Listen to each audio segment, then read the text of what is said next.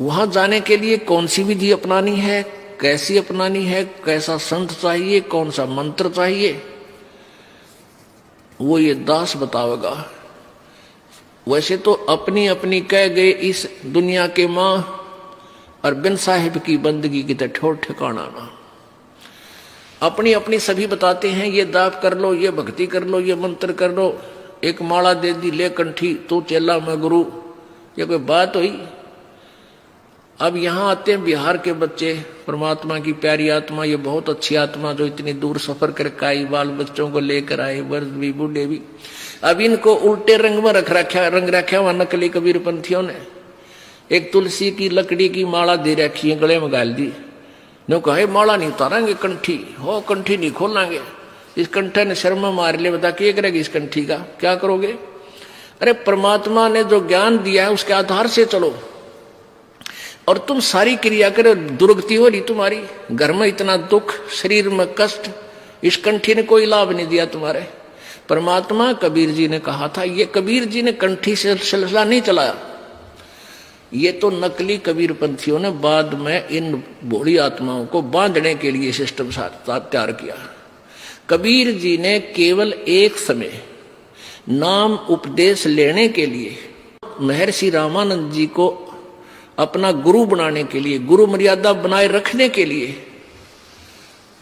क्योंकि वो वैष्णव साधु थे रामानंद जी, वो कंठी दिया करते एक तुलसी की माला, एक मणिया, और वो जो है ना वैष्णव साधु माना जाता था। अब परमात्मा ने उनकी शरण ली, रामानंद जी ने कंठी का लिए उसमें नहीं कहा, लेकिन उन्होंने वो जो स्नान करने के लिए गए थे रामानंद जी पंचगंगा घाट पे, और कबीर जी 2-2.5 वर्ष का बच्चे का शरीर बना के और पैड़िया में लेट गए थे अंधेरे में। सुबह सुबह रामानंद जी का खड़ाऊ शर्मा लगी परमात्मा के, और एकदम जब झुके नीचे को, जब कबीर जी ने बच्चे की तरह रोने की लीला की, तो जो ही रामानंद जी झुके नीचे को, उनकी कंठी हुआ एक तुलसी वाली कबीर जी की गले में डल गई। अंधेरे में रामानंद जी को पता नहीं चला। तो फिर ये कथा फिर सुनाएंगे आपको, क्योंकि ये प्रसंग और सुनाना, इसलिए एक शॉर्टकट में बता रहे हूं।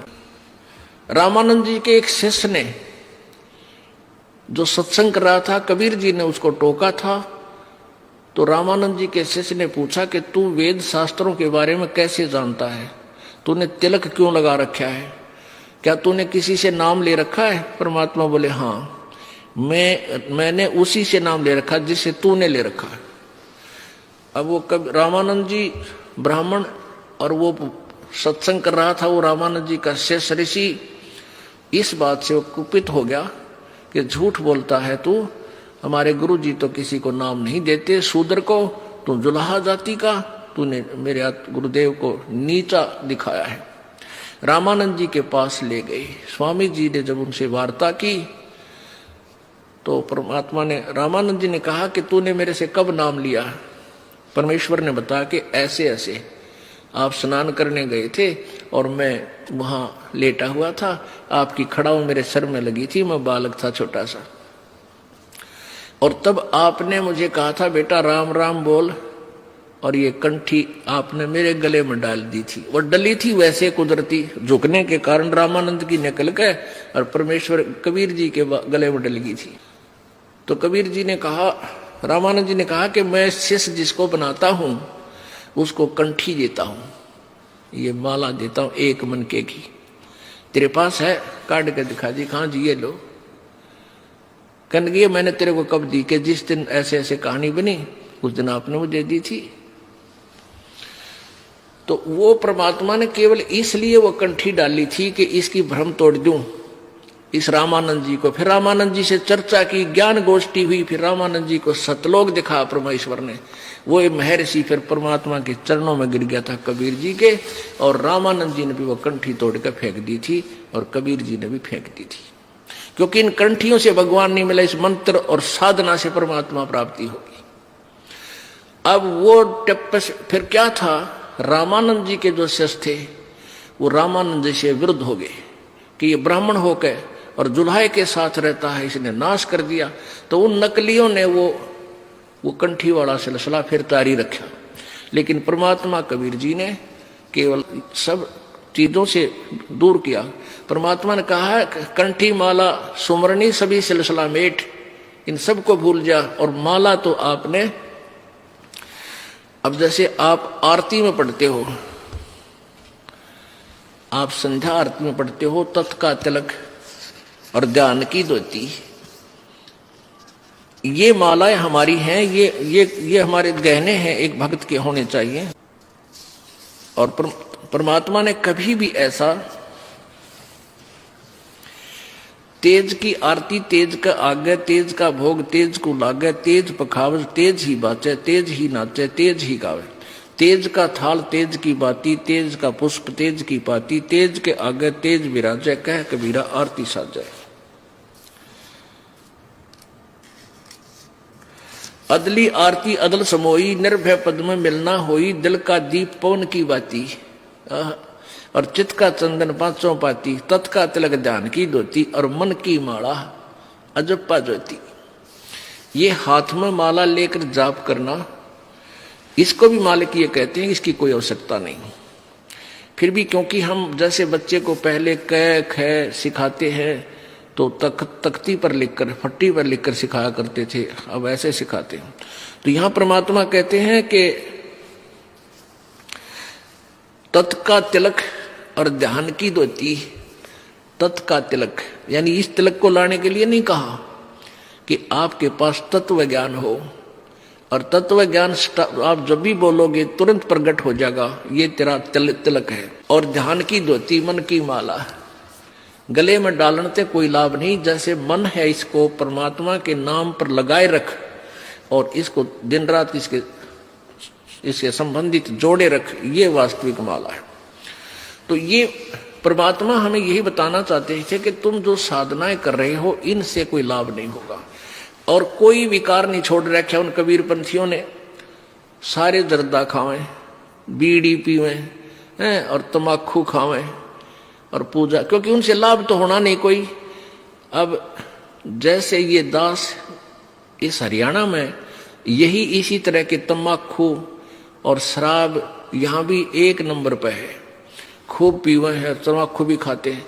लेकिन जब इन बच्चों को परमात्मा की प्यारी आत्माओं को ये ज्ञान होगा कि ये बुराई है और हमारे बंधन का कारण है, तो तुरंत छोड़ देंगे। देखा देखी बुराई लगाई है, वो पी रहा है मैं भी पी लूं, ले पी ले। वो पीने वाला, एक पीने वाला 200 ने आदत खराब करेगा।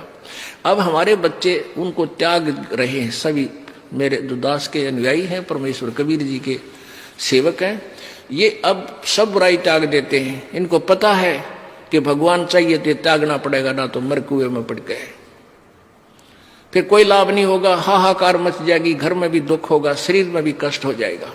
तो ईब 10 बच्चा ने छोड़ी हमारा ने, उन 200 की छुड़वाई। अब हजारों ने छोड़ी तो 10,000 की छुड़वा दी, 1 लाख ने बुराई छोड़ी तो 10 लाख की छुड़वा दी। तो बुराई घर भी ऐसे ही किया था, एक पीने लगा 10 को सिखा दिया, 10 ने फिर 20 को सिखा दिया, हजारों को सिखा दिया। तो ऐसे ही बुराई हम हटाएंगे समाज से, दास का ये मुख्य उद्देश्य है, क्योंकि इसके बिना भक्ति बन नहीं सकती। जैसे किसान खेत बीजता है और खेत को संवारेगा नहीं, वैसे बीज दे उसको कुछ नहीं मिलना, व्यर्थ प्रयत्न है, वो बीज भी बर्बाद करना है। तो दास का उद्देश्य है कि पहले आपको हर बुराई से दूर करूं जो आवश्यक ही नहीं हमारे मनुष्य जीवन की, और फिर ये नाम रूपी बीज आप में बोऊंगा। देखियो परमात्मा कितना सुख देगा आपको। अब कल आपने सुना था, तिल भर मछली खा के परमेश्वर कहते हैं और लाख गऊ दे दान।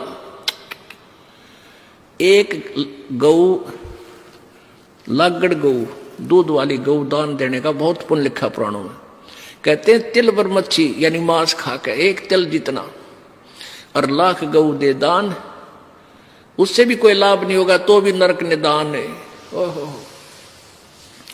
तो इसी प्रकार परमात्मा कहते हैं जरा सा भी तम्बाकू खा लिया इस नाम लेने के बाद, और बीड़ी सिगरेट पी ली या पान खा लिया जिसमें नशा होता है, तो उसी दिन तेरा भक्ति नष्ट हो जाएगी, ये नाम नहीं रहेगा।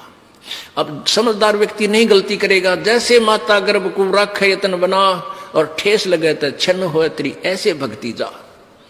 किसी बहन को 5, 7, 10 वर्ष में कोई गर्भ रहा हो, फिर वो रात में भी दुखी रहती है, चिंतित रहती है। जब वो करवट लेती है तो भी एकदम उठ के बैठ जाती है, कहीं मेरे बच्चे पर दबाव तो नहीं पड़ गया और ये खराब तो ना हो गया है, भगवान मेरा गर्भ खराब ना हो जाए। तो वो फिर उसको प्रफुल्लित कर लेती है, फिर वो बालक, वो लाल उसको प्राप्त होता है। ऐसे ही ये भक्ति है, इसको इतने जतन से रखना पड़ेगा आपने, यदि परमात्मा चाहते हो ना, यह आने की कोई आवश्यकता नहीं, क्यों डले ढो खाम खा। और आज देखना कुछ दिनों के अंदर ये समाज सुधरेगा, आपकी हर इच्छा परमात्मा पूरी करेगा, घर का दुख मिटेगा, शरीर का कष्ट मिटेगा, जो लाखों रुपए से बिना मिटना था। तो फिर आपको कितनी शांति और कितनी खुशी होगी और कितनी उमंग से आप आओगे। पहले वो बीमारी पर पैसा लगाते थे, फिर दान में खर्चोगे और दान से आपको पुण्य होगा।